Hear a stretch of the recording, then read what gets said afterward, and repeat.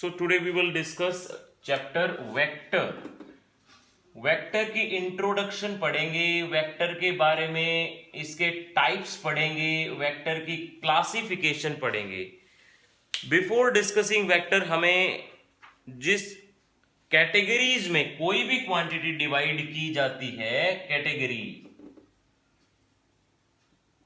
In which any physical quantity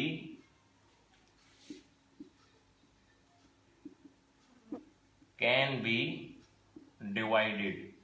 कोई भी, वैसे बहुत सारी फिजिकल क्वांटिटीज हैं जो हम फर्स्ट चैप्टर के अंदर पढ़ के आए हैं डायमेंशन एनालिसिस में.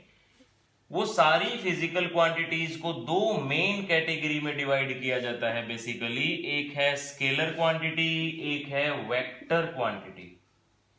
सो जो स्केलर क्वांटिटी है उसके पास ओनली मैग्नीट्यूड रहता है, और जो वेक्टर क्वांटिटी है उसके पास मैग्नीट्यूड भी होगा, डायरेक्शन भी होगी.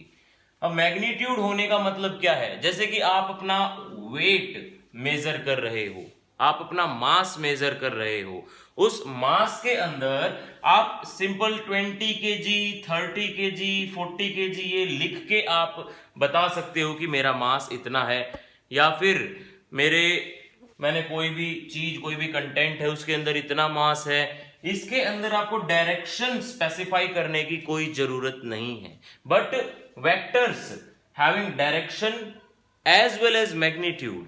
जैसे कि आपको वेलोसिटी समझाना है किसी पर्सन को, वेलोसिटी समझाने के लिए आपको एक इनिशियल पॉइंट लेना पड़ेगा, एक फाइनल पॉइंट लेना पड़ेगा. इनिशियल और फाइनल पॉइंट के बीच में आप कितना भी डिस्टेंस ट्रेवल करके आए हो डजंट मैटर, आपका बस शॉर्टेस्ट डिस्टेंस कैलकुलेट होता है, वो है डिस्प्लेसमेंट. और वो डिस्प्लेसमेंट बेसिकली इनिशियल और फाइनल पॉइंट के बीच का शॉर्टेस्ट डिस्टेंस है. सो आपको अगर वेलोसिटी डिस्क्राइब करनी है, मान लो 40 किलोमीटर पर आवर की आपकी स्पीड थी.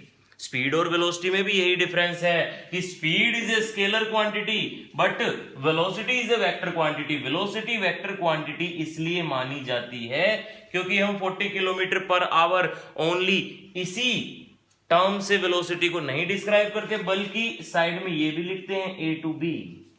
ये लिख सकते हैं toward north, toward south, toward Bahadurgarh to Rohtak, toward Delhi to Bombay. Means कोई भी एक इनिशियल पॉइंट, कोई भी एक फाइनल पॉइंट स्पेसिफाई करवाना आपको कंपलसरी है इन वेक्टर. सो हम कह सकते हैं स्केलर आर दोज क्वांटिटी जिनके पास ओनली मैग्नीट्यूड हो, and vectors are those quantity which have magnitude as well as direction. Now students, vector के बारे में हमें आज पढ़ना है. कंप्लीट वेक्टर के अंदर जो जो वेक्टर की टाइप है या फिर उन टाइप्स के भी टाइप्स, जैसे कि मेनली जो वेक्टर है वो दो मेन पार्ट्स में डिवाइडेड है. एक तो होता है एक्सियल वेक्टर, एक होता है polar vector. Now what are axial vector? Axial vector वो होते हैं जो एक एक्सिस के अलोंग अलाइन करें, एक्सिस के अलोंग लगते हैं. फॉर एग्जांपल, हम एक नट है, पेच है, किसी को खोलेंगे तो कैसे खोलेंगे? ऐसे रोटेट करवाते हैं ना, प्लास से या किसी भी चीज की हेल्प से आप उसको इस तरह से खोलते हैं, इस तरह से ऐसे खोलेंगे, ऐसे, है ना. और वो जो खोलेंगे हम, वो एक एक्सिस के अलोंग हम उसके ऊपर फोर्स लगा रहे हैं. That is not a force, that is torque. जो भी चीजें लीनियर मोशन में, जो भी फिजिकल क्वांटिटीज आप लीनियर मोशन में पढ़ने जा रहे हो, वो सारी फिजिकल क्वांटिटी आपको रोटेटरी मोशन में भी पढ़नी है. रोटेटरी मोशन हमारा चैप्टर है आपके इसी फर्स्ट वॉल्यूम में, सबसे लास्ट चैप्टर. उसके अंदर आप एक्सियल वेक्टर पढ़ोगे. एक्सियल वेक्टर जो एक एक्सिस के अलोंग लाई करे. पोलर वेक्टर जो सिंपल पोल्स के अलोंग लाई. पोल्स मींस एक इनिशियल पॉइंट, एक फाइनल पॉइंट. ये पोल्स है ना, डाईपोल. डाईपोल मतलब दो पोल. ऐसे ये किन्हीं भी दो पोल्स के बीच में लाई करे, उस वेक्टर को हम पोलर वेक्टर बोलेंगे. और वेक्टर की रिप्रेजेंटेशन अब देने के लिए हम क्या करेंगे? वेक्टर की रिप्रेजेंटेशन देनी हो तो आपको, जैसे कि ये फोर्स है, फोर्स की वेक्टर रिप्रेजेंटेशन देनी हो तो एक बार लगाओ, बार के ऊपर राइट हैंड साइड में एक एरो लगा दो। This is vector representation of any physical quantity. ऊपर आप क्या लगाओगे, एक बार, बार के ऊपर राइट हैंड, अच्छा एरो कभी भी लेफ्ट हैंड साइड में मत लगाना, arrow always put on right hand side, left hand side में कभी एरो नहीं लगाएंगे। एक्सियल वेक्टर की अब डायरेक्शन बतानी है हमें। पोलर वेक्टर की तो डायरेक्शन क्लियर है कि एक इनिशियल पॉइंट होगा, एक फाइनल पॉइंट होगा, हमें इनिशियल से फाइनल के अलोंग डायरेक्ट करवाना है। बट एक्सियल वेक्टर में डायरेक्शन कैसे, एक्सियल वेक्टर में होगी direction right hand thumb rule. Right hand thumb rule क्या होता है, ये जो पूरा हमारा पाल्म है इसको हमें कर्ल करवाना है, मोड़ना है ना, किसके अलोंग मोड़ना है, जैसे कि हम एक किसी भी नट को यहां से लेके यहां तक इस तरह से मोड़ रहे हैं, प्लास की हेल्प से या पाइप रेंच की हेल्प से इस तरह से मोड़ रहे हैं, तो उसकी डायरेक्शन ऑफ डिस्प्लेसमेंट किस साइड के अलोंग होगी, वो कैसे बताएं। ऐसे मोड़ा ना हमने, ऐसे मोड़ा तो हमारे हाथ को, पाल्म को ऐसे लेके जाओ तो नीचे की तरफ डायरेक्ट करेगा, अंदर की तरफ ऐसे अगर मोड़ेंगे तो हम कसा जाएगा वो, है ना, अंदर की तरफ धसता जाएगा। बट ऐसे अगर मोड़ेंगे तो ये डायरेक्शन है, ये डायरेक्शन है, तो thumb represent upward direction. Upward direction means वो अब खुलेगा। सो स्टूडेंट्स, एक्सियल वेक्टर की डायरेक्शन इज रिप्रेजेंटेड बाय किससे, right hand thumb rule, right hand thumb rule. जितने फिजिकल क्वांटिटीज में बार बार बोल रहा हूं, हम लीनियर मोशन में या स्ट्रेट लाइन मोशन में पढ़ रहे हैं, उतने ही रोटेटरी मोशन में भी पढ़ने हैं। जैसे कि लीनियर मोशन में डिस्टेंस, रोटेटरी मोशन में डिस्प्लेसमेंट, लीनियर मोशन में वेलोसिटी, रोटेटरी मोशन में एंगुलर वेलोसिटी, लीनियर मोशन में एक्सेलरेशन, रोटेटरी मोशन में एंगुलर एक्सेलरेशन, लीनियर मोशन में मोमेंटम, रोटेटरी मोशन में एंगुलर मोमेंटम। तो वो जो सारे मैं एंगुलर लगाता जा रहा हूं, लीनियर मोशन में फोर्स, रोटेटरी मोशन में टॉर्क, लीनियर मोशन में मास, रोटेटरी मोशन में इनर्शिया, ये जो सारे रोटेटरी मोशन के मैं पॉइंट्स आपको बताता जा रहा हूं, ये क्या हैं, इनकी डायरेक्शन, ये एक तरह से एक्सियल वेक्टर्स हैं सारे, इनकी डायरेक्शन हर एक में राइट हैंड थंब रूल लगाएंगे जब हम लास्ट चैप्टर पढ़ेंगे इस वॉल्यूम का। ओके, नाउ पोलर वेक्टर के ऊपर बात करते हैं अभी फिलहाल, क्योंकि हमें अभी एक्सियल वेक्टर तो पढ़ने नहीं। सो पोलर वेक्टर के ऊपर बात करेंगे। पोलर वेक्टर, पहले तो मैं आपको दो ऐसी टर्म्स लिखवा रहा हूं जो किसी भी वेक्टर के लिए हो सकती है। पहली टर्म है modulus of vector, modulus of a vector. देखिए मॉड्यूलस ऑफ वेक्टर या ओनली इसको मोड बोल लो, इसको रिप्रेजेंट कैसे करवाया जाता है। मान लो ये वेक्टर है ए, इसका मॉड्यूलस निकालना है तो इसके दोनों तरफ ऐसे मोड लगाओगे, ये तो है इसकी रिप्रेजेंटेशन। अब मॉड्यूलस का मेन मतलब क्या है, मॉड्यूलस आपको क्या समझाता है, मॉड्यूलस किसी भी वेक्टर का मैग्नीट्यूड होता है। अगर आपको एक वेक्टर मान लो इस तरह से दे दिया गया, 2 i cap 3 j cap and 7 k cap, this is a vector, है ना, i cap j cap k cap, ये क्या है, unit vector. So second term जो मैं आपको लिखवा रहा हूं ये यूनिट वेक्टर। ये दो टर्म सीखेंगे पहले, कोई भी वेक्टर सीखने से पहले ये दो टर्म किसी वेक्टर के मैथमेटिकल क्वेश्चंस का आंसर होता है। किसी एक वेक्टर को आपको दे देंगे, बोलेंगे इस वेक्टर का मैग्नीट्यूड निकालो। कैसे निकालोगे मैग्नीट्यूड, मैग्नीट्यूड निकालने के लिए जो आई कैप के सामने है, या यहां पे ऐसे भी हो सकता है 2x I cap 3y j cap 7z k cap, ठीक है, ऐसे भी हो सकता है। तो इसको मैग्नीट्यूड निकालने के लिए क्या करोगे, x का कोफिशिएंट 4 उसका स्क्वायर करोगे, y का कोफिशिएंट उसका स्क्वायर 3 3 9 7, है ना, z का कोफिशिएंट इसका स्क्वायर करोगे 49 और ओवरऑल अंडर रूट।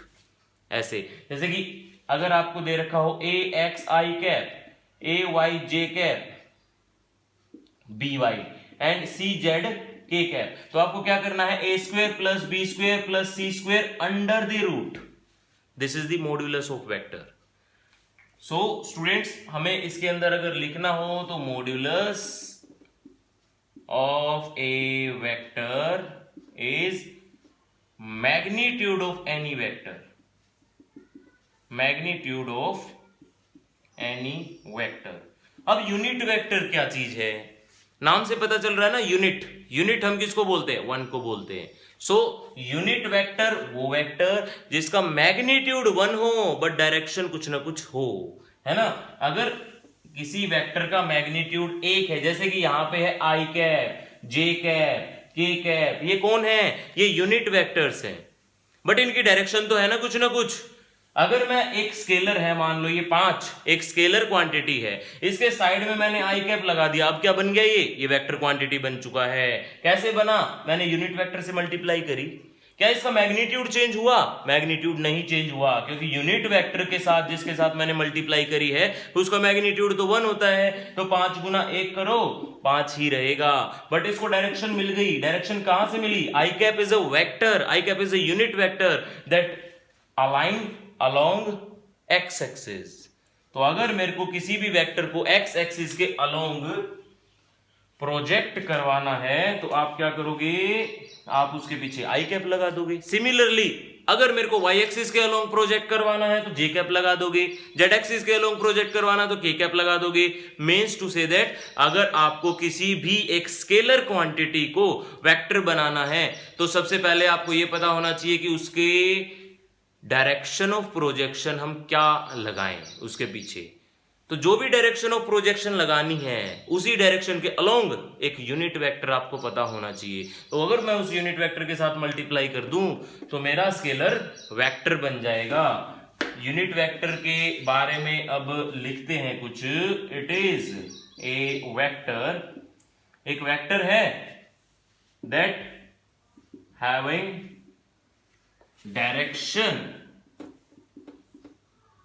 डायरेक्शन होती है एंड मैग्नीट्यूड कितना होता है? मैग्नीट्यूड इक्वल टू 1, या यूनिट लिख लो, यूनिट इसके साथ रिदम मिल जाएगा, है ना। Unit magnitude equal to unit. अब एक यूनिट वेक्टर निकाले कैसे? आपको क्वेश्चन आता है कि अगर ये एक वेक्टर दे दिया आपको ए, बताओ इसका यूनिट वेक्टर क्या होगा। तो किसी वेक्टर को आप खुद से दिमाग लगाओ, मेरे को एक लाना है किसी भी रैंडमली किसी भी चीज से। मान लो 5 आई कैप है, ये जो यूनिट वेक्टर था इसका वेक्टर जो रिप्रेजेंटेशन है वो जस्ट बिकॉज ऑफ आई आया है, इसका मैग्नीट्यूड जस्ट बिकॉज ऑफ 5 आया है ना। इसके अंदर 5 आई कैप के अंदर 5 क्या है? मैग्नीट्यूड। आई कैप क्या है? Vector representation. सो स्टूडेंट्स अगर मेरे को इसका ओनली यूनिट वेक्टर निकाल के लाना है, मतलब आई कैप निकाल के लाना है, तो मैं क्या करूंगा? 5 से डिवाइड कर दूंगा ना। 5 से डिवाइड किया तो क्या आया? I cap. And I cap is what? I cap is unit vector. So students अगर मेरे को यूनिट वेक्टर निकालना है तो मैं क्या करूं? अरे किसी चीज को अपने ही मैग्नीट्यूड से जब डिवाइड कर देंगे तो क्या आएगा? तो यूनिट वेक्टर 1 आता है ना। किसी चीज को अगर अपने ही मैग्नीट्यूड से डिवाइड कर दूं, अगर मैं किसी एक वेक्टर को उसी के मैग्नीट्यूड से डिवाइड कर देता हूं तो कौन आएगा? तो आएगा यूनिट वेक्टर। और यूनिट वेक्टर की रिप्रेजेंटेशन क्या होती है? उसके ऊपर टोपी पहना दो, कैप, हाँ, ए कैप ऐसे बोला जाता है। This is the representation for unit vector. Dot लगाओ, डॉट के ऊपर ऐसे एरो, हाँ, या फिर आप ये कह सकते हो cap. This is the representation of unit vector and this is representation of modulus. अगर मैं मॉड्यूलस को ये रहा मॉड्यूलस, है ना। मॉड्यूलस क्या था? मैग्नीट्यूड। ए क्या था? वो खुद वेक्टर। अगर मैं किसी वेक्टर को उसी के मॉड्यूलस के साथ डिवाइड कर दूंगा तो क्या आएगा? तो मेरा यूनिट वेक्टर आएगा, है ना। नाउ यूनिट वेक्टर के बाद अब हम सीखेंगे वेक्टर्स की कुछ एक क्लासिफिकेशन। वेक्टर बहुत सारे वेक्टर होते हैं मेनली, एक एक करके हर एक वेक्टर के ऊपर हम डिस्कशन करेंगे। जैसे कि मैं अगर लिख दूं इक्वल वेक्टर और इसी के साथ वाला अगर मैं लिख दूं नेगेटिव वेक्टर, तो आप इन दोनों को किस तरह से समझोगे? इक्वल वेक्टर तो 2 या 2 से ज्यादा वेक्टर, अगर इफ 2 और मोर वेक्टर कि डायरेक्शन और मैग्नीट्यूड दोनों बराबर है, डायरेक्शन भी बराबर है, मैग्नीट्यूड भी बराबर है, तो हम कह सकते हैं वो इक्वल वेक्टर है। बट अगर 2 या 2 से ज्यादा वेक्टर का डायरेक्शन बिल्कुल अपोजिट है, बट मैग्नीट्यूड बिल्कुल बराबर है। मैग्नीट्यूड बराबर होना, इक्वल मैग्नीट्यूड, दोनों में ही मैग्नीट्यूड बराबर होना, equal magnitude, but opposite direction, है ना। एंड इसके अंदर क्या है, equal magnitude equal direction, equal magnitude and same direction. ऐसे ही मैं दो और टर्म्स लिखवा रहा हूं आपको, को इनिशियल एंड को लीनियर। एक और इसी के साथ लिखवा दें, को प्लेनर। ये तीन तरह के और वेक्टर, इनको समझें। अब ये क्या है, देखो, को इनिशियल, को का मतलब CO अगर किसी के सामने लगा दें तो को का मतलब होता है एक तरह से सिमिलर, ठीक है।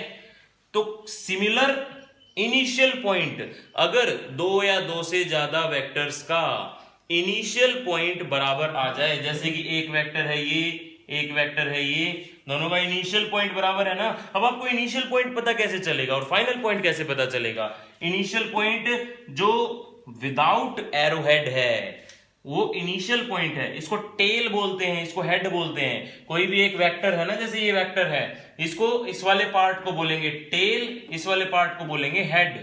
तो जो हेड है वो फाइनल पॉइंट है, जो टेल है वो इनिशियल पॉइंट है। और बिकॉज मेरी डेफिनेशन में कह रहा है को इनिशियल, को मतलब सेम इनिशियल पॉइंट होना, को लीनियर, को मतलब सेम लाइन के अलोंग होना।